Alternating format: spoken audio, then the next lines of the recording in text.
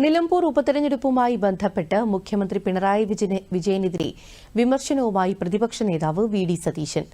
മലപ്പുറം ജില്ലയെക്കുറിച്ച് ഗുരുതരമായ ആരോപണം ഉന്നയിച്ച ആളാണ് മുഖ്യമന്ത്രി പിണറായി വിജയൻ. മലപ്പുറം ജില്ല തീവ്രവാദികളെ കൊണ്ട് നിറഞ്ഞിരിക്കുകയാണെന്ന് ആവർത്തിച്ചു പറഞ്ഞത് ഇടതു നേതാക്കളാണെന്നും അദ്ദേഹം പറഞ്ഞു. മലപ്പുറം ജില്ലയെക്കുറിച്ച് ഗുരുതരമായ ആരോപണങ്ങൾ ഉന്നയിച്ചിട്ടുള്ള ആളാണ് മുഖ്യമന്ത്രി പിണറായി വിജയൻ. അദ്ദേഹത്തിന്റെ കേരള ഗവൺമെന്റിന്റെ PR ടീം ഡൽഹിയിൽ മലപ്പുറത്ത് തീവ്രവാദമാണെന്നും മലപ്പുറത്ത് സ്വർണ്ണക്കള്ളക്കടത്താണെന്നും ക്രിമിനൽ ആക്ടിവിറ്റിയാണ് നടക്കുന്നതെന്നും അദ്ദേഹത്തിന്റെ PR ഏജൻസി ഡൽഹിയിലെ എല്ലാ ദേശീയ മാധ്യമങ്ങൾക്കും നോട്ട് കൊടുത്തു. അതിനുശേഷം മുഖ്യമന്ത്രി ഹിന്ദു ദിനപത്രത്തിൽ ഇന്റർവ്യൂ കൊടുത്തു. അവിടെ സംഘപരിവാർ അജണ്ടയുണ്ട്.